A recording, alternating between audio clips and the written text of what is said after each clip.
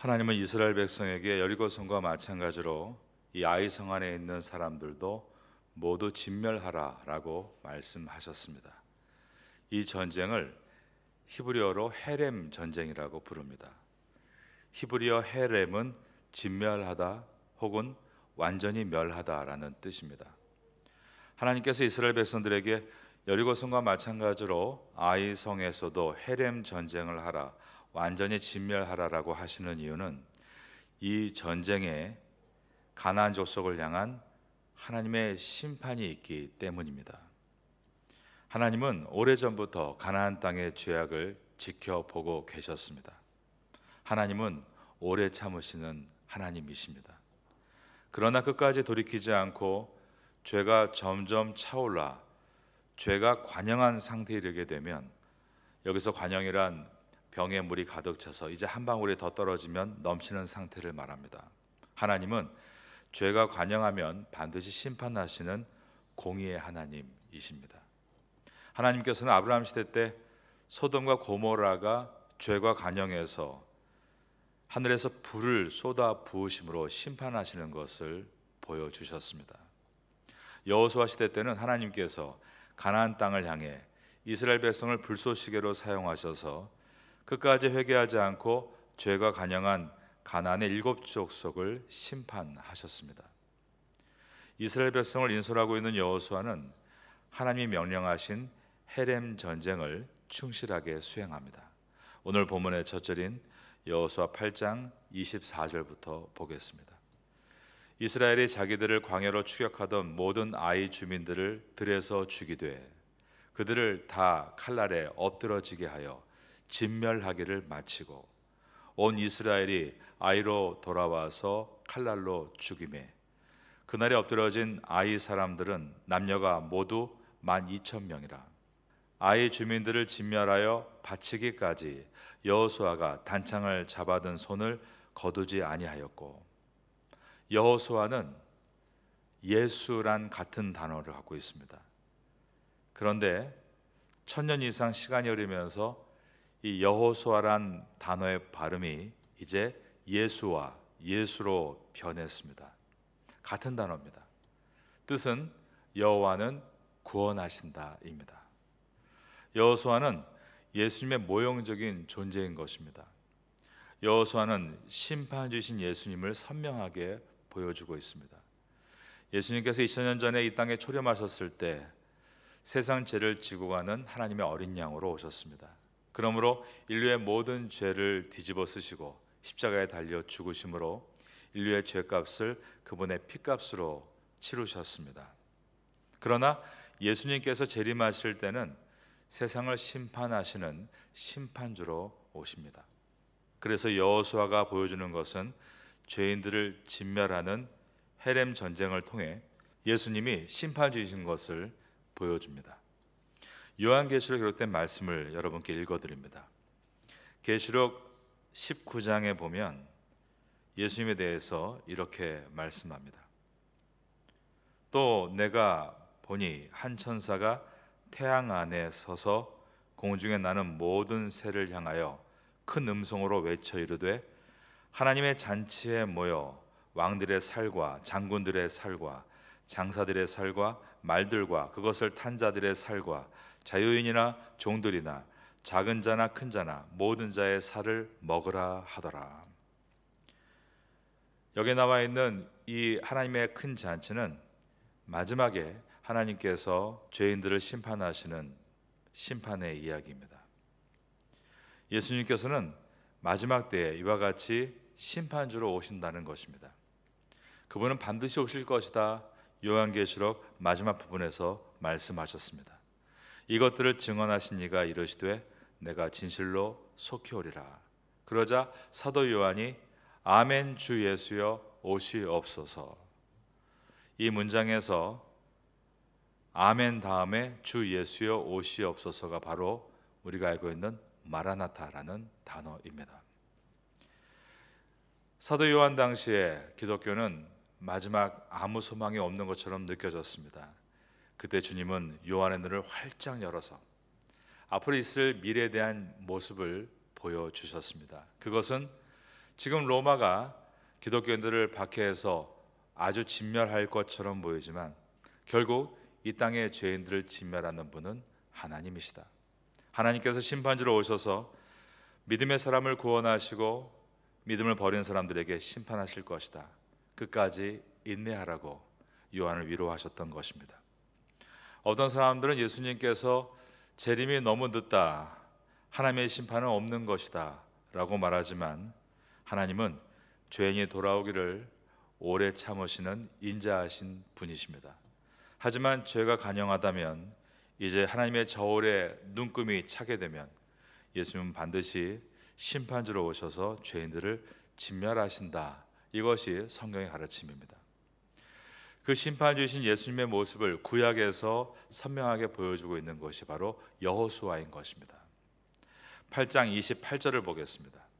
이에 여호수아가 아이를 불살라 그것으로 영원한 무더기를 만들었더니 오늘까지 황폐하였으며, 여호수아는 아이 성을 완전히 불살랐고 그리고 성의 왕을 붙잡았습니다.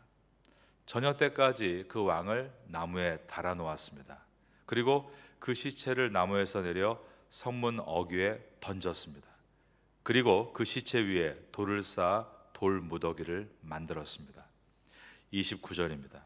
그가 또 아이 왕을 저녁 때까지 나무에 달았다가 해질 때에 명령하여 그의 시체를 나무에서 내려 그 성문 어귀에 던지고 그 위에 돌로 큰 무더기를 쌓았더니 그것이 오늘까지 있더라.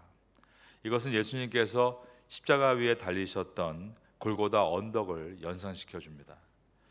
여호수아가 아이성을 진멸하고 왕을 나무에 달아 진멸하는 것은 예수님께서 재림하셔서 세상을 심판하시는 모습이었습니다. 그런데 아이성에 있는 왕이 나무에 달려 죽고 해질 때에 나무에서 내려져서 성문 어귀에 던져지고 돌 무더기가 쌓여지는 모습은 예수님께서 초림하셔서 세상의 모든 죄인들을 대신하셔서 십자가에 대신 오르시고 그 나무에 달려 모든 고통을 대신하시고 이제 십자가 위에서 내려지신 다음에 돌 무덤에 갇히신 것을 예표하고 있습니다. 골고다 언덕에서 십자가에 달려 죽어야 될 사람은, 그리고 나무에 달려 죽어야 할 사람은 오늘 본문에서 보는 것처럼 가장 흉악한 죄인의 우두머리가 되어야 하는 것입니다. 오늘 본문에서는 죄인들의 괴수였던 아이성 왕이 나무에 달리고 있습니다. 예수님 당시에 죄인들의 괴수로 지목된 자는 바로 괴수 바라바였습니다. 그런데 죄인의 괴수인 바라바가 풀려나고 예수님께서 대신 십자가에 달리셨습니다. 이것은 상징적으로 이 땅의 가장 극악무도한 괴수라도 예수님은 그 가장 극악한 괴수까지도 대신해서 나무에 달리셨다는 것을 상징적으로 보여주었습니다. 이것은 다른 말로 예수님께 나와 구원받지 못할 사람은 아무도 없다는 것을 보여주신 것입니다. 여호수아는 불과 몇 년 전에 광야에서 놋뱀을 나무에 단 사건을 기억하고 있습니다. 이스라엘 백성이 광야 생활의 마지막인 39년 되던 때였습니다. 하나님을 다시 원망하고 모세에게 불평할 때, 그 자리에서 주저앉아 있을 때 하나님은 불뱀을 보내셨습니다. 그래서 이스라엘 백성이 물리기 시작했는데 이 불뱀은 죄의 결과를 상징하는 사망을 보여주고 있었습니다. 이제 이들은 광야에서 사망에 이르게 될 상황이었습니다. 그런데 그때 모세가 하나님 앞에 기도했고 이스라엘 백성도 회개하기 시작합니다. 백성이 모세에게 이르되 우리가 여호와와 당신을 향하여 원망함으로 범죄하였사오니 여호와께 기도하여 이 뱀들을 우리에게서 떠나게 하소서. 그러자 모세가 백성을 위해서 기도할 때 하나님께서 모세에게 말씀하기를 놋뱀을 만들어 장대에 높이 달아 들라라고 하셨습니다. 그리고 이스라엘 백성들이 장대 위에 높이 들려진 놋뱀을 보게 되면 살게 될 것이다 라고 하셨습니다. 이것 또한 예수님의 십자가를 미리 예표한 사건이 됩니다. 불뱀은 죄와 사망이 살아있는 상태입니다.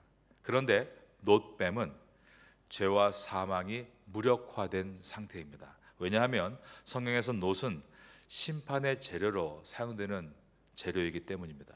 그러므로 하나님께서 노수로 뱀을 만들어 십자가 위에 달라고 명령하신 것은 죄와 사망의 세력이 이제 심판을 받아 무력화되었다, 이것을 상징적으로 만들라고 하신 것이고, 그것을 바라봄으로 불뱀의 위기에서 노임받는다는 것은 바로 그것을 통해 죽음에서 노임받는다는 것이었습니다. 예수님은 인간이 당해야 할 죄와 사망의 저주를 대신 속하는 대속 제물이 되셔서 십자가에 달리셨습니다. 그러나 그 처참함은 이제는 불과 같은 죄와 사망의 권세가 노뱀과 같이 이제 능력을 상실했다는 것을 선언하시는 것이었습니다. 예수님은 십자가 위에서 7가지의 말씀을 하셨는데 우리가 그것을 가상칠언이라고 부릅니다.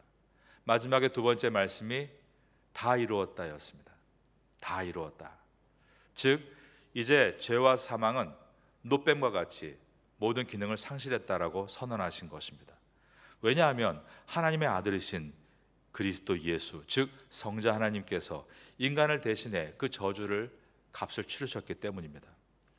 광야에서 장대에 달린 노뱀을 보면 산 것은 인간의 죄값을 뒤집어쓰고 십자가에 달리신 예수님을 바라보면 산다는 것을 보여주는 예표적인 사건이었던 것입니다. 구약에서 가장 극악무도한 죄인의 괴수를 나무에 달아 죽였습니다. 그런데 예수님께서 대신 그 나무에 달리셨습니다. 원래 나무에 달려 죽어야 될 가장 극악무도한 괴수는 누구입니까? 괴수 바라바 하나뿐입니까? 아니죠. 바로 나입니다. 예수님의 십자가를 사랑하고 십자가의 도를 깊이 배울수록 깨닫는 것이 있는데, 저 십자가 위에 올라가야 될 죄인 중의 괴수는 바로 나였다라는 사실입니다. 이것을 사도 바울이 고백한 것입니다.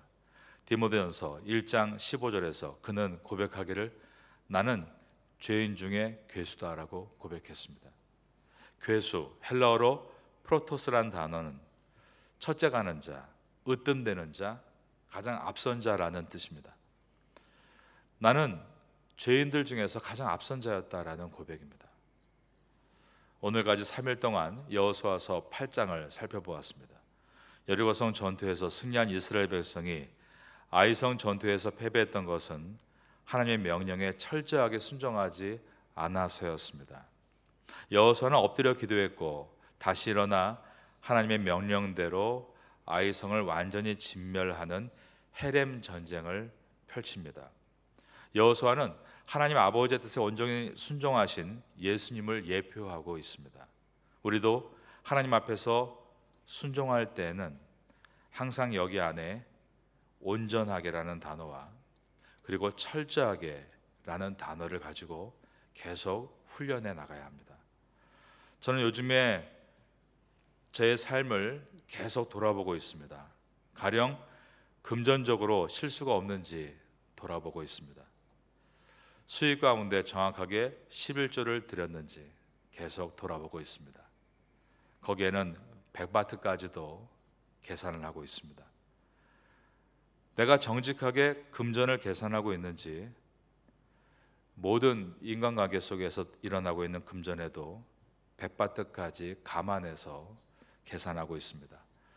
그 이유는 좀 더 성실함으로, 좀 더 온전함으로, 철저함으로 올해를 마치겠다는 제 개인적인 다짐 때문입니다. 이것을 여호수아서의 철저한 순종을 통해서 배우게 됩니다. 그리고 8장에서 죄인은 심판을 받는다는 것을 보여줍니다. 죄인의 우두머리였던 아이성 왕이 나무에 달려 죽은 것처럼 죄인의 괴수는 나무에 달려 죽어야 합니다. 그런데 그 죄인의 괴수가 십자가를 통해 깨닫는 것은 바로 나였구나. 그런데 그 처참한 십자가 위에서 나를 대신하셔서 예수님이 달려 죽으셨다. 이 나무에 달리는 처참한 모습, 이 모습을 통해서 여호수아서는 나를 대신해 나무에 달리신 주님의 희생과 사랑을 다시 한번 깨닫게 해줍니다. 여호수아서는 이와 같이 우리에게 다시 한번 온전한 충성된 모습의 사람으로 주님의 사랑을 깊이 깨닫는 은혜로 인도하고 있습니다. 오늘도 하루를 출발하면서 이 여호수아 말씀의 메시지를 가슴에 담고 올해의 마지막을 달려가시는 성도가 될 수 있기를 예수님의 이름으로 축원합니다.